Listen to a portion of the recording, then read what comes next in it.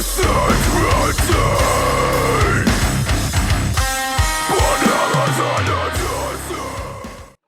guten Tag, ich bin hier mit den beiden Jungs von ENTER SHIKARI, den Drew und den Rory. Und wir sind heute in Köln, vorletzte Show, und es quatschen wir eine Runde mit denen. So guys, how are you? Smashing, really good, man. Yeah, very good. So, Cologne tonight, Mm-hmm. Brussels tomorrow. Mm-hmm. Some things Last happened. two. Yeah, last two, some things happened in the last days. What are your thoughts because of the Brussels show tomorrow? Oh man, what can you say? Just horrific. A lot of people sort of expect the show to be cancelled, but we kind of leave that up to the promoter. Really, it's his call. It's his. He's putting the show on. It's his risk. It's his. Yeah, it's up to him, and he's all good. So of course we're all good. Like I think people appreciate the return to normality as soon as possible, while still, mourning those that have been lost. Are you nervous yourselves to play that show? No? That's good. I think ENTER SHIKARI is one of those bands that say things other bands don't say to issues like politics and society and stuff. Do you think that shows are places where people should talk and learn about issues that happened, for example, some days ago? Or do you think that's a place to have party and forget and have a good time? Yeah, I mean, I don't think the middle of a mosh pit is a place to discuss philosophical ideas, but no, I mean, it brings people together who possibly wouldn't otherwise know each other, and it starts conversations. That's the important thing. Like the amount of communities that are created out of music is something really special, because it's kind of the only music is kind of the only place where people indiscriminately come together just to celebrate being alive, and have that shared vulnerability of listening to music and being affected by it, and that's such a beautiful thing. But yeah, you're not going to get into deep conversations at a gig because the music's too loud. Yeah. But you make the connections. Yeah. Okay. Do you think that the fans get your lyrics in that way? In that, because you talk about issues like politics and capitalism and stuff. Do you think they should take them some more serious? I don't know, just asking. I think most people, our overall sort of message isn't exactly that convoluted or that hard to understand. It's the same thing that was going on in the 60s, it's like fucking hippie shit, man. We just want peace and love, like that, that's really it. It's a lot of things, when you boil politics down, it's just the choice between fear and hatred and division and sort of opening your arms and being loving and being accepting and being progressive. This is quite simple, and the one thing we've always talked about is unity. And again, what I was just saying about music is just such a great thing to create unity. So it's just an honour to be able to continue something that our species has been doing for so long, like playing, singing, just having a good time. Yeah, together. Let's talk some music, I think. I've been to your show at Rock am Ring 2012. Do you remember that Snake Pit from Metallica? Snake Pit? That Snake Pit, that huge stage you played with that V coming together. With the, they call it Snake Pit. Oh, right, okay, yeah, I did. Metallica thing. When I was in a crowd, there were a massive amount of thrash metal, old school Metallica fans, and then you guys were playing, and they hate us. No, not really. But were you nervous before that show, or shows like that? I mean, that's, yeah. I think the only time, what do you mean, because Metallica were playing? Not only because there were 50,000 people, and that's a huge. Yeah, I mean, it was a little bit nerve-wracking because there's a lot of people. But like, but the only time we really get nervous is, or the only time historically we got nervous is when we've done something that we've never done before. So like the first time you play a gig, I was absolutely shitting myself. I was like so nervous.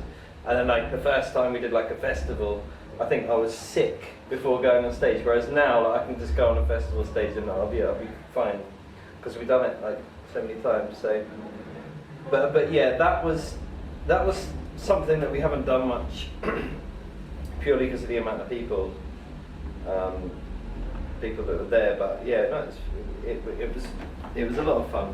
It's kind of good to be at that stage in our career where we can just do things like that and just enjoy them and not worry too much and stuff. I remember you going through the crowd from the first barrier to the next one. Yeah. Is that something that you planned before, or is it just happening right on the time? No, I guess it kind of just happens. It'd be a lot easier if we planned it because I think that was before I even used any wireless mics. So they had to use about like 3 leads together because it's about what 60 meters from the stage, like right in the middle of the audience. So it makes things very difficult for our crew. Yeah, our tour manager is always telling us like, tell me before if you're going to do anything like that so we can plan it. But it's so hard to plan things because like the reason you do it is because playing on the stage and just like isn't enough. It's like you need more. It's like, you know, I don't know, I need more excitement. I need to do something more fun, I guess. I don't know, it's hard to describe, but so yeah, you just get a feeling like, oh, you know, I'm not like, I want to do more, so I might climb up on that balcony or something. That'll be fun. I'll get it's like adrenaline's such like a drug, I guess, you know. But you can't plan it because it's all about how you feel at the time. So a lot of the time as well, you'd like see looking around a venue or a festival, and you could see like the structure of it, and you like look at some really high lighting rig, and you're like, no way I'd go up there. But then when you're in the moment and you're absorbed with the music and the passion and everything, the atmosphere, you find yourself halfway up, and you're like, oh, I'm going up here. Oh, yep, there's my legs. I'm moving. I'm doing it. Like, so it's strange. Yeah. Crazy. A lot of bands are doing some anniversary shows right now, like the Youth, for example. Take It to the Skies is turning 10 next year. Do you think that would be something for you, playing a record front to back? I don't know. Maybe. I think it'd be quite cool. I think. Yeah, we've mentioned it. Yeah. But I don't know if don't know. But which one would be your favorite record to play front to back? Oh no, yeah. My hesitance isn't like I would love to play that record front to back, but it is like a thing that a lot of people do. So it'd have to be. We'd have to make it Shikari-ize it. So somehow make it interesting. Yeah. Not just play the record. Yeah. But we've never. There's a track on Take to the Skies that we've never played before. Today won't go down in history, and I've always wanted to play it live. So if only to give us the possibility of playing that song live, I'd love to do that. Why haven't you done it before? We just never did. Like there was no reason not to. We just too many songs. Yeah. Not enough time on stage. Okay. You're doing a Polaroid competition? Yeah. People taking selfies of themselves, Twitter and stuff? Well, it's preparation. Preparation? They have to show themselves preparing for the gig. Okay. And we've had some interesting ones. Yeah. But the winners for the last one were these 3 dudes who went to a museum. So they were like going around the museum, and at one point there was a microscope, and they were like, took a picture and never let them go. Oh, really? And there was like a massive reconstruction of a Tyrannosaurus Rex. Okay. Like, hello Tyrannosaurus. And we're like, man, these guys put some thought into it. Like, so they had to win. But yeah, just a chance to meet some people and take a photo over them. Whose idea was it? to? It was ours and our photographer, Jordan Curtis Hughes. Okay. Cool. One last question. You're one of those MySpace era bands. Do you think that today local bands have to be as good in being social media experts than being musicians? You still get bands that don't engage, like Biffy Clyro, I don't think do any of that kind of stuff. Tool. So you don't need it. Yeah, that's quite. But I suppose those bands were already. Yeah, huge, that's the point. so, Yeah. It's certainly more difficult to get your name out because there's just so much noise. It's like just a swamp of noise. You have to like get your head out. It's very difficult. It's. I mean, like, I guess we could talk about what it was like for us back then, but like now, the scene is like so different. Like, I mean, when I don't think we've been on our MySpace account for years, have we? Don't know, do we still have one? Yeah, it's like, so yeah, the world's changed a lot, so you'd have to ask a band that are coming up now. So. But even like in those days, the MySpace profile page served as basically like an online forum, like where people come together and go, "Fucking hell, did you see that show?" Like, so it's still the shows that plant the seeds. So you still need to be a fucking good live band. Yeah, that's it. But it's certainly you can be the best live band and just be sort of undiscovered until you get momentum. So it's really hard to build that. Actually, yeah, that is what it was. It wasn't that like we set up a MySpace page and recorded some music, and then everyone came to it because we recorded the music. Like, we put up demos on there. And then the way we got people to go there was to tour, physically tour, like, and do loads and loads of shows, as many shows as we could.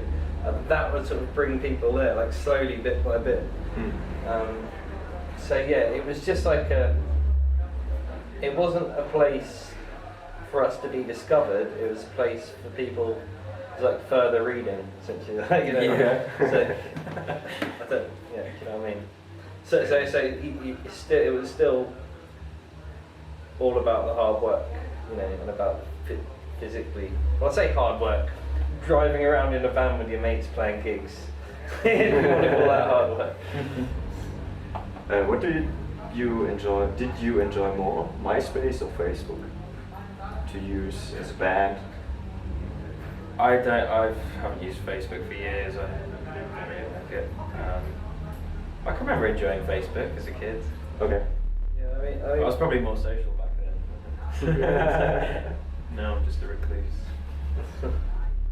Yeah. If you're not on Facebook, you don't exist, I don't think. Yeah, maybe. Okay, so wish you all the best today, tomorrow, Yeah. and see you soon. Awesome. Thanks for having Thanks, us. guys.